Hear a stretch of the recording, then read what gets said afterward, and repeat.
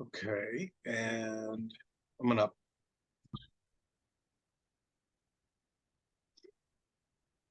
Hello and welcome to our KRHA Primary Care Forum. I'm Wendy Jorgensen, the Director of Population Health. So today's forum is focused on the SBIRT process, or substance use, brief intervention, or referral to treatment. I'm going to set the stage for this conversation today, reviewing why this work is important and quickly reviewing the tools and recommended workflow to initiate this process. I'll touch on some of the treatment resources and then turn it over to our content expert, KRHA. And we're really pleased to have Eric with us today. He's a licensed alcohol and drug counselor working in Southern Maine. He's also a consultant and providing technical assistance to groups that are implementing the SBIRT workflow. He's been working with the Maine Substance Use Disorders Learning Community, so he's a great person to have with us today. So I wanted just to start off with, kind of the why. I think that there's been work in this arena with some subpopulations, certainly over the last few years. But this is an opportunity now to sort of bring all of our KRHA group together to talk about it on a larger scale. We know that this work is important. When we think about the SBIRT process, it's really a tool that allows clinicians to identify patients that have drug and alcohol use disorders and to connect them with treatment. The goal is to identify these patients early so that we can have improved outcomes. When we think about sort of the why now to really sort of talk about this more broadly, in large part, that's been driven by the fact that MaineCare, when they launched their Primary Care Plus program, they included that in the requirements. And what the requirements was that within a year of signing on to the PC Plus program, practices would have implemented a workflow around the SBIRT process. So that 1 year was up on July 1, and so we think it's important to sort of provide some sort of foundational work so practices can really dig into their individual workflows. I will note that by far, the majority of our practices are part of PC Plus. There are a small handful of practices that did not sign on, but I think it's important for them to think about implementing this process as well. So when we think about the workflow, again, this is meant to be sort of foundational. Individual practices will be, have been doing a deeper dive into what their workflow looks like. But we wanted to sort of set the stage for these conversations and provide some education that groups could come back to. When we think about sort of the SBIRT process, the recommendation is that this processing occurs at least annually. And so what we're sort of talking with groups about is incorporating this into the annual visit workflow. And it's important that this is done for all patients. Certainly we talked about this a little bit with the social determinants of health screening, that it's important to avoid any potential biases. It's also important to, in our scripting, this is something that we're asking of all our patients. And we also want to make sure that we're not sort of falling into the trap of, I know my patients well, they don't need to be screened, because we know that may not be the case for some of these behaviors. So it's important to just sort of have a standard workflow across all patients, at least at annual visits. So that's how we're sort of approaching this workflow. And so the way this process starts is with the NIDA 2 quick screen for adults. And then there's a separate process for the adolescent patients, 12 to 18, which we'll talk about in a minute. But starting with the NIDA 2, I think this screening process will be very similar to what groups are already doing for depression screening. You sort of do the PHQ-2, and then if that's positive, then you proceed to the PHQ-9 for depression. this process is very similar. So the NIDA 2 starts with these questions around alcohol and prescription and illegal drug use. And if the patient answers anything other than never to one of these questions, then they're asked to go on and you do a little bit of a deeper dive. For the alcohol question, the follow-up questionnaire is the audit, which we'll talk about on the next slide. And then for one of the two questions, or either of the two questions around prescription or illegal drug use, again, if the answer is anything other than never, they would be asked to complete the DAST, which I'll show you as well. So the audit tool, so this stands for Alcohol Use Disorders Identification Test, is a tool that's been around for since the 80s. It was developed by the World Health Organization. It's a validated tool. It consists of 10 questions, which are designed to sort of identify early signs of hazardous or harmful drinking. The way it is set up is that there's 10 questions. Each response has a points system that you'll see at the bottom of the slide, 0 to 4 points. The patient would complete this questionnaire. You would tally the total number of points, and then that would place the patient into a risk stratification process. So you'll see that the patient is either at no or low risk, hazardous or harmful consumption. And then if they have a score of greater or equal to 15, it really indicates the likelihood of alcohol dependence. You'll see on this slide that the subsequent action or intervention is based on which risk level the patient falls into. So low risk, hazardous or harmful risk, or alcohol dependence. And Eric will certainly get into that more in a minute, what that intervention piece looks like. Similar to the audit, if the patient screens positive on one of the drug questions, then we ask them to complete the DAST. And this is the condensed version of the DAST. Initially, a 28-question survey has been condensed down to these 10 questions. DAST stands for Drug Abuse Screening Test.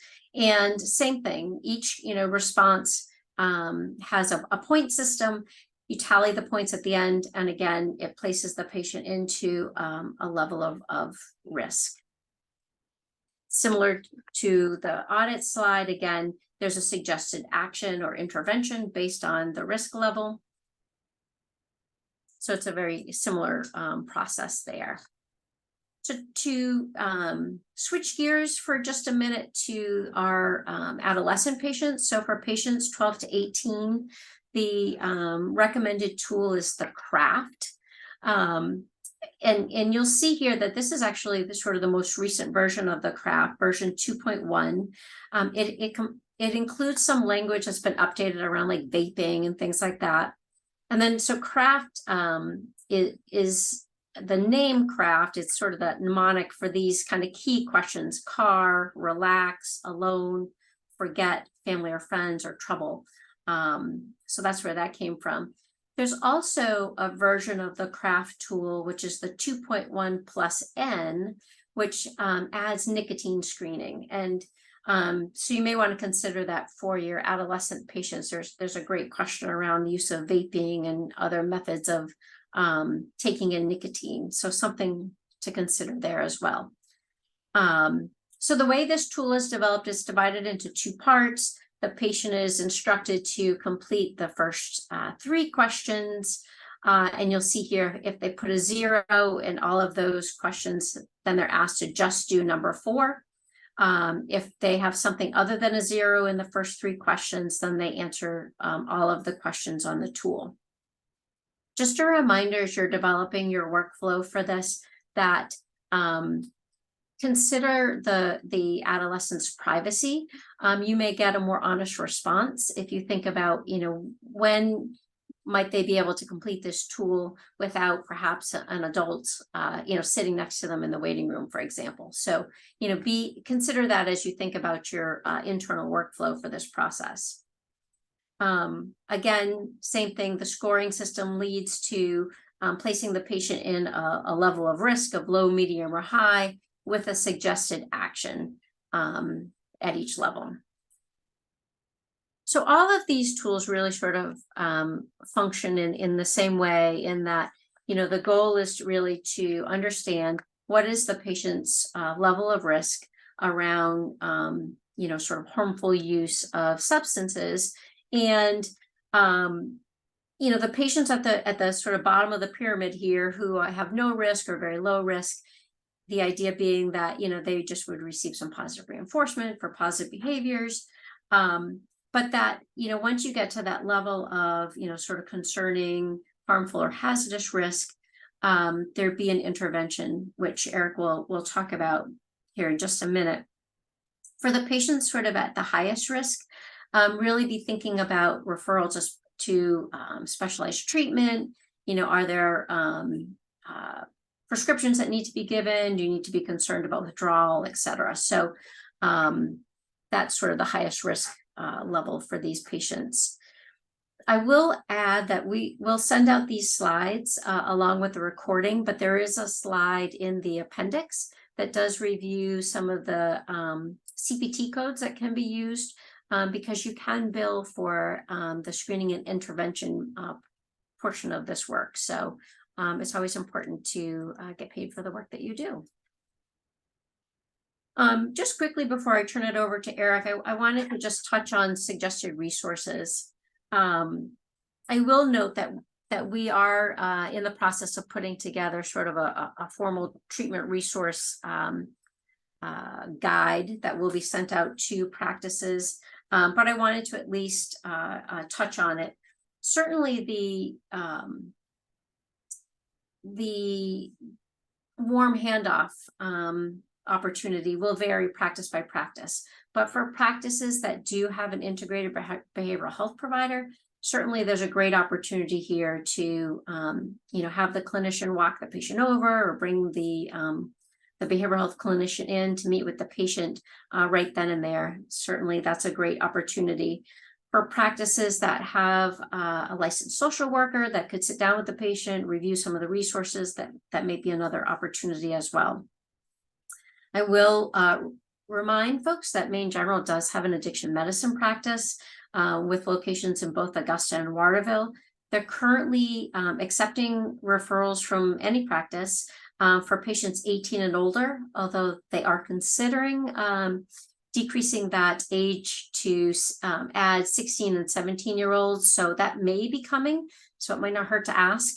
And I will say that when I checked, they had no wait for the Waterville campus and just a short wait list for Augusta. So certainly that's a great resource for you. Additionally, there's a couple of websites that have great information about the resources in our area. These are updated and maintained, so I certainly wanted to share those as well. But like I said, we will be putting together something more formal that will go out to each practice as well. So really at this point, it's my pleasure to turn it over to Eric, our content expert, to really kind of walk us through the intervention piece of this work and really get into the kind of the meat of it. So I appreciate Eric and his willingness to be with us today. So thank you. Great. Thanks, Wendy, and good afternoon, everyone.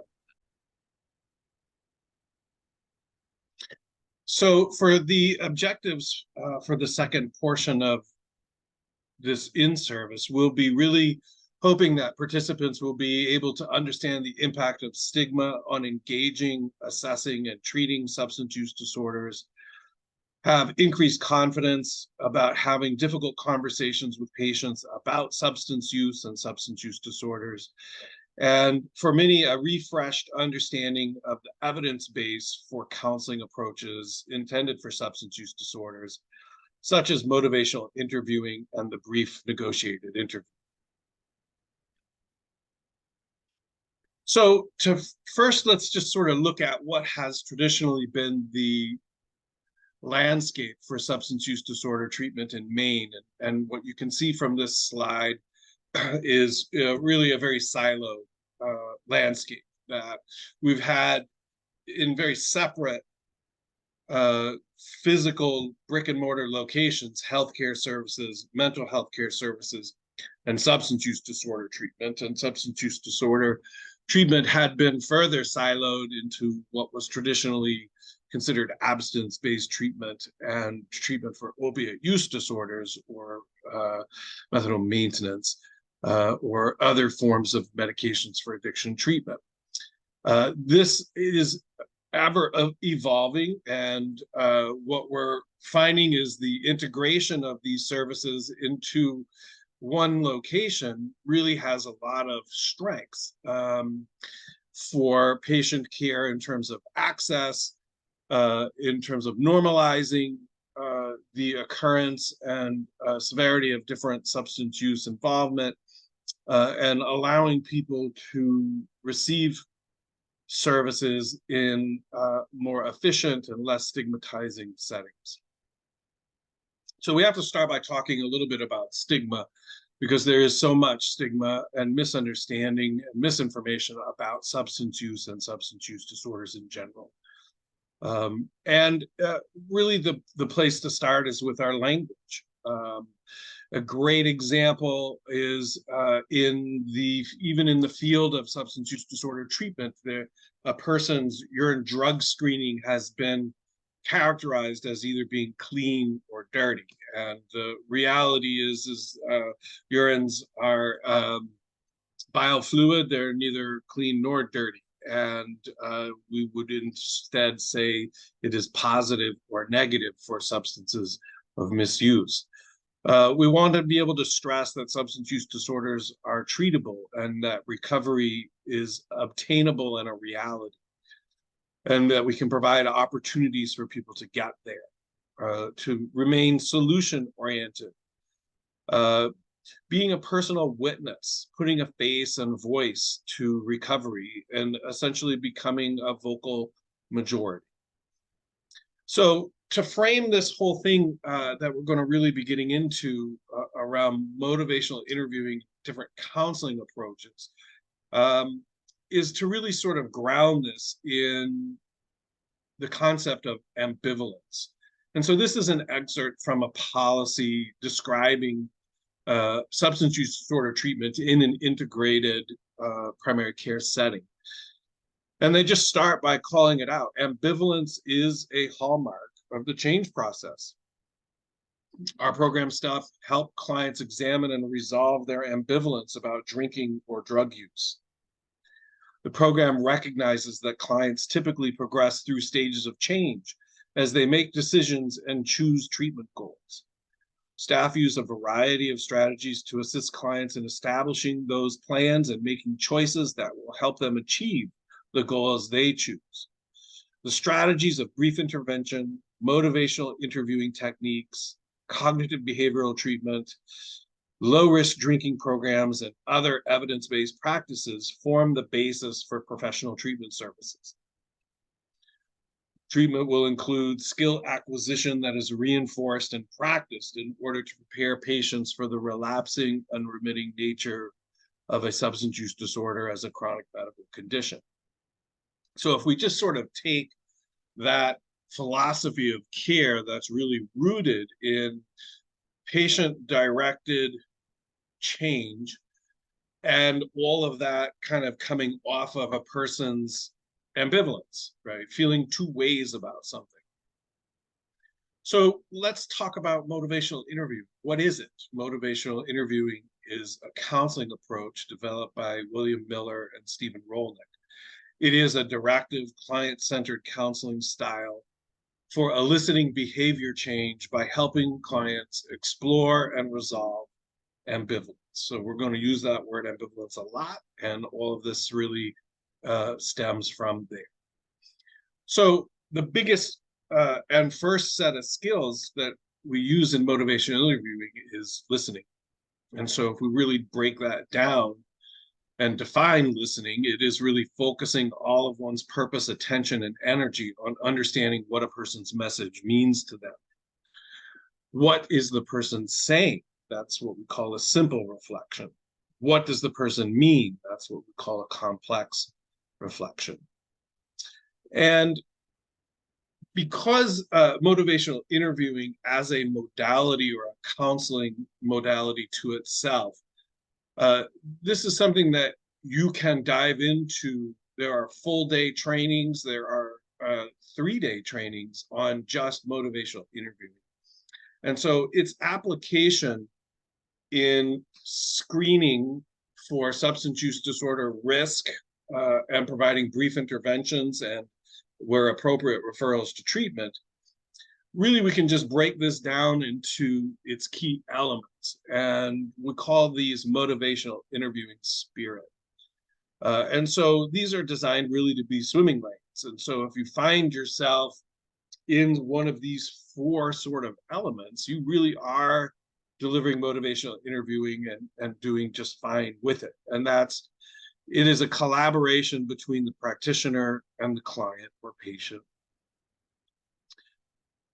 You're evoking or drawing out the client's ideas about change. That is the directive nature of motivational interviewing, right? Drawing out their ideas about change, emphasizing that they have autonomy in this process, and practicing compassion, right? And if you're in those swimming lanes, you're doing just fine with motivational interviewing. Another quick acronym that we like to use with motivational interviewing is this acronym OARS, O-A-R-S, which stands for open-ended questions, meaning you're asking things that won't result in the answer being simply yes or no. Providing affirmation, which is a nice way of reflecting, simple or complex, the next item here in OARS, what you're hearing from the patient. And then finally, being able to summarize what it is that the patient has said. Okay.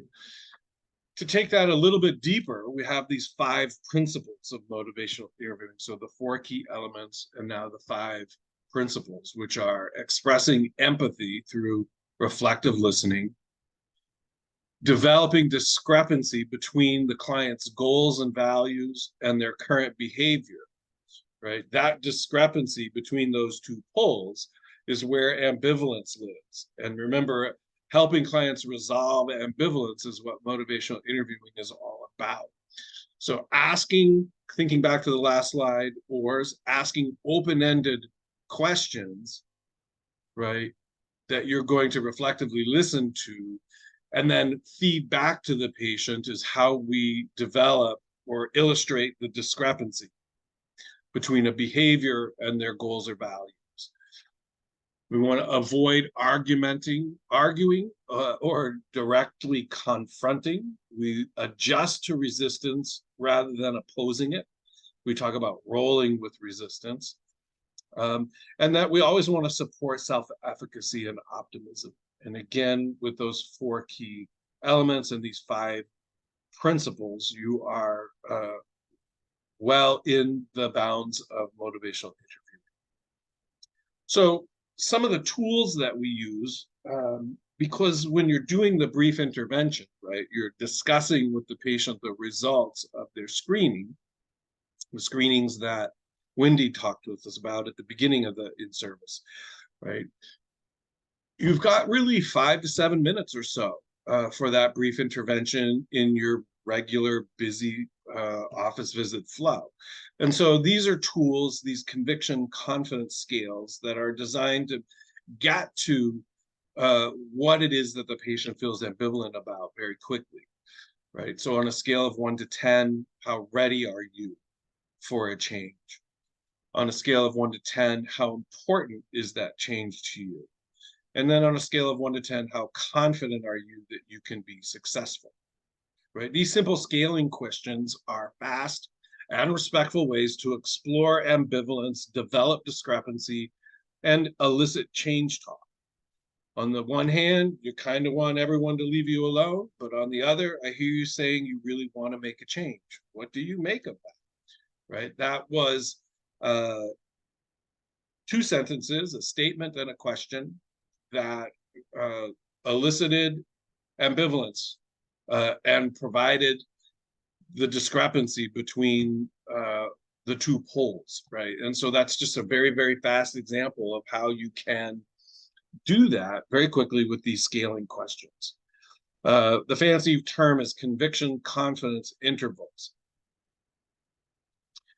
So options for change. Motivational interviewing is defined, again, as a directive client-centered approach. And so ways that we can arrive at that with patients is to ask things like, so what now? What do you think you'll do? What changes are you thinking about making? What do you see as your options? Can I offer some facts about resources that are available that you may not be aware of? Where do you think we should go from here? What happens next, right? Those are all open-ended, respectful questions designed to elicit change talk and talk about the side for change versus the side for not change, right? When we're talking about a person's ambivalence with a behavior, there's a side that wants to change and a side that maybe isn't so enthusiastic about it. We talked about how patients move through stages of change. And so this model, looking at the way people evolve through change, is from two researchers, Prochaska and Di Clemente, and it's called the trans-theoretical model of change. So stage one is really pre-contemplation. There's really no serious thoughts about a behavior change. And in fact, the individual is unable to acknowledge the impact of the behavior on mental or physical well-being. Stage two is contemplation, and this is where costs start to influence thoughts about the impact of the behavior. This is where patients begin to become open to receiving information and suggestions. And most often where we find people is in some level of contemplation, right? It is rare for a person to have a significant problem and to have not developed a self-awareness about that at some point, okay? Stage three, preparation and determination. Here, individuals have made an internal commitment for change and easily acknowledge the global impact of that behavior on their life. Stage four, into action and willingness. This is where we see the early signs of self-efficacy with willingness to adapt a change approach and using a variety of acquired techniques. And then finally, stage five, maintenance or lasting change. And this is where we find people forward thinking with deeply internalized understanding about the impact of past behaviors on their overall mental and physical well-being. So in Maine, if we go back to that siloed structure, right, who goes where? So thinking about what types of services or referrals or resources would be helpful, okay? And so in building this menu of options for people, we really need to get to these four areas, right? What is it that they want? What is it that they need? In your professional opinion, what is the discrepancy between those two things? Also, what's available? And what is the balance or negotiation between those things? Okay, what is it that they want? What is it that they need? What is actually available? And how do you find the balance or negotiate in that space? Okay. When change talk is present, again, we're evoking or directing a menu of options. Maybe what the person is looking for or needs is the acquisition of Narcan. Harm reduction services like syringe service programs, needle exchange. Maybe they don't, maybe they want to quit drinking or drug use completely. Maybe they're not interested in doing anything. Maybe they're looking for some form of treatment, perhaps medications associated with that, medication for opiate use disorder or medications for alcohol use disorder. Recovery support services. Is there a recovery community center in your region that can offer support? Do you have integrated behavioral health clinicians in your practice? Some practices have peer recovery specialists.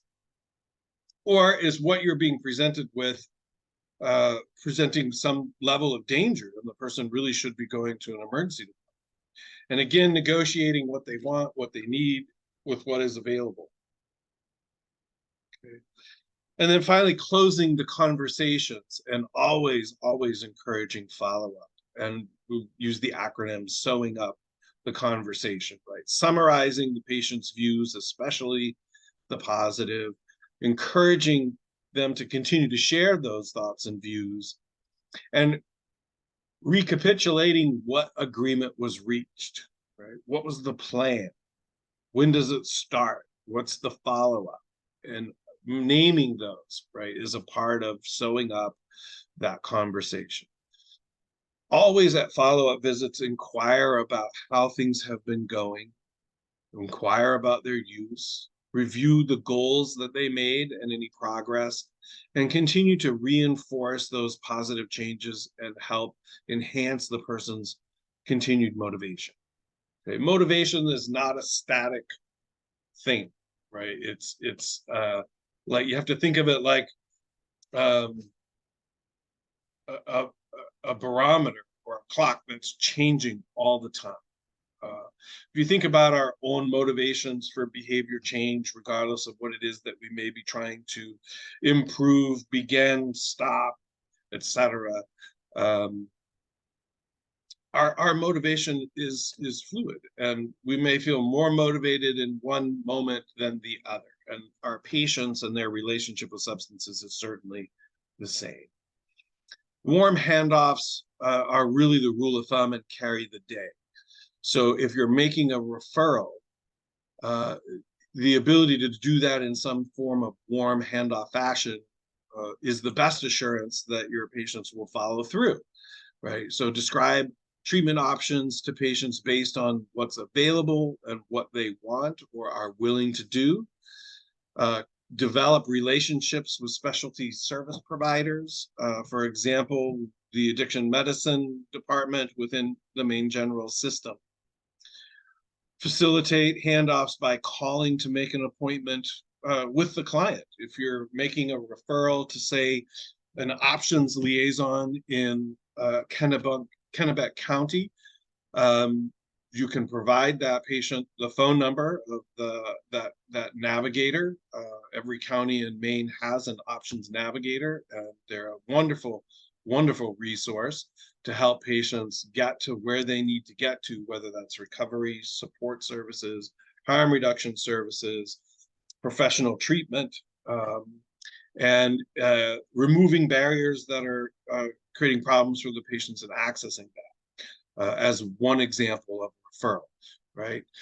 So if you can hand the patient the phone number, you can also put the patient on the phone right in the office visit when you're there, and they make that initial contact, right? Calling to make the appointment with the client, providing directions, clinic hours, involving and linking to recovery supports and people, coordinating transportation and barrier removal as needed. If you're making a referral to an integrated behavioral health clinician within your practice and you have the ability to physically introduce the two, that's going to carry way more weight than, call so-and-so on this card when you get home. So again, back to stages of change, motivational interviewing, and the brief negotiated interview. So recalling the policy excerpt that we looked at the very beginning. Again, ambivalence, the hallmark of a client's movement through stages of change, is about identifying and resolving that ambivalence. It's common for patients with polysubstance use to have different relationships with different substances, therefore different readiness for change with one substance over another. So how do I know what stage of change a patient is in with which substance of use? I'm not comfortable with all the parts of motivational interview. We just literally covered the 4 key elements and the 5 principles. And I'm telling you, that's really what you need to know to be effective in these brief discussions with your patients. Right? The brief negotiated interview is a wonderful go-to for challenging conversations with patients regarding aspects of SUD treatment. And I'll show that to you in the upcoming slide. And remembering, challenging conversations are really best defined as our anticipation of an encounter that might result in affect outside of our usual tolerance. substance, right? That's why we might get nervous about talking to a patient about something as sensitive as their use of substances. So if we're going to have this brief negotiated interview, let's look at the steps in the process, right? Raising the subject, the pros and cons, right, which is exploring ambivalence, providing some feedback or some facts about where they are relative to, say, the normative distribution. We want to be able to explore that ambivalence to enhance their motivation and negotiate and advise about a plan and follow-up. You have this in the appendix, and this is a wonderful cheat sheet. I recommend laminating it. All of the steps of SBIRT, including great scripted language on how to conduct the brief intervention or the brief negotiated interview in each steps, are all here. And that you will have copies of this for your use going forward. So again, the readiness ruler on a scale of 0 to 10, how ready are you to make a change? So a way that you might develop discrepancy and explore the patient's ambivalence there is asking the question, you know, if they say on a scale of 1 to 10, my readiness is a 7, right? We wouldn't say, well, why aren't you a 10? Because that's sort of intended to shut the patient down, right? That's a polite way of saying, what's wrong with you? Can't you see this is a significant problem? What we're wanting them to do is to talk about change, the side that wants to change. So if they say their readiness is a 7, we might say, so tell me, wow, that's really, you've obviously thought a lot about this. Why a 7 and not a 4? Right? Because now you've set them up to talk about the side that wants to change versus the side that doesn't. Those two poles are the discrepancy where you're going to help explore and resolve some of their ambivalence. Same thing with confidence, right? On a scale of 0 to 10, how confident are you that you can make this change? We find patients that are very convicted, very ready, very willing, desire very much the change, but have really, really struggled to be successful in the past. This is really helpful because this is not a willpower issue, right? Think about your patients with diabetes and some of their health scaling that you do. Or a person or patients that have struggled lifelong with their weight. They very much want to change, and it's been demoralizing year after year after year to try these things and to be unsuccessful. That's important clinical information in terms of thinking about the types of support that a person may need to be successful. And again, if they say on a scale of 1 to 10, my confidence is only a 3, right? You might say, what would make that 5? What would help you feel more confident about it, right? So ways to engage and support motivation to change. Asking again, we're going to revisit ORs again, open-ended question, reflective listening, providing affirmations, and summarizing what you've heard. All of that is around eliciting self-motivating statements, okay? When we get to the part of negotiating and advising, if you're looking to elicit a response, you might ask something like, what are some of your thoughts regarding our discussion? If you're negotiating a goal, what are some steps that you think you could take? If you're assisting to develop a plan, what is your plan for overcoming these potential challenges? And then summarizing simply what I'm hearing you say is. Okay. This is a pretty busy slide, but I've tried to break those steps down, right, and offer some scripting language that I think can be helpful. And I would encourage you, rather than me reading through all of this here, to visit this slide on your own. And I think you'll find some of these canned scripted statements helpful and things that you will likely use quite a bit, right? So you're raising the subject. On the far left here, you're looking at the pros and cons. Again, summarizing, you're providing information and feedback. You can use these readiness rulers, and then you're negotiating a plan. Okay. And if we look at this in the context of stages of change, really questions 2 through 4 here tell you the stage of change that a person is in, right? While you're eliciting from them and you're exploring the pros and cons, the ambivalence, the discrepancy, and providing them feedback about how maybe their screening results line up with normative data, and asking those readiness ruler, those convictions, confidence scaling questions, right? Those areas really do tell you where a person is in their readiness for change, whether they're pre-contemplative, right? No serious thoughts about change. Contemplative, they've begun to start to think about the consequences. Or maybe they're at preparation determination. They've really made an internal commitment. Typically, we're going to find people here in stage 2 in some level of contemplation. Okay. And the referrals, the types of supports an individual needs and how that aligns with their readiness for change, right? In pre-contemplation and contemplation, you might be looking at screening more, you might be looking at outreach, maybe they're going to be talking with a navigator or a person in a peer recovery person.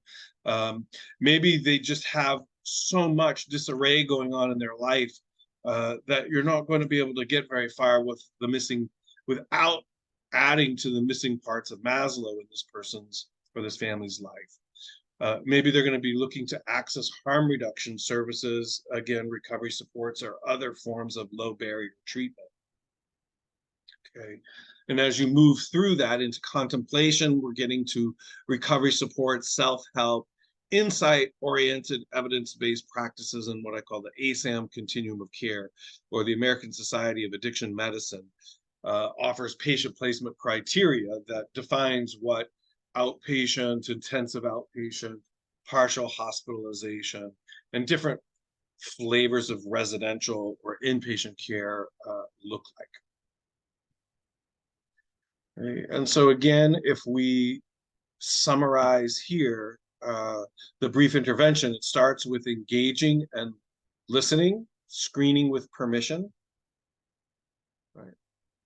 Asking if it's okay if you offer some feedback relative to their screening results, and this is how we set the stage, right? And then after we've set the stage and told them the results, we start to explore their ambivalence, develop discrepancy by looking at the difference between their values and goals and the impact of the current behavior,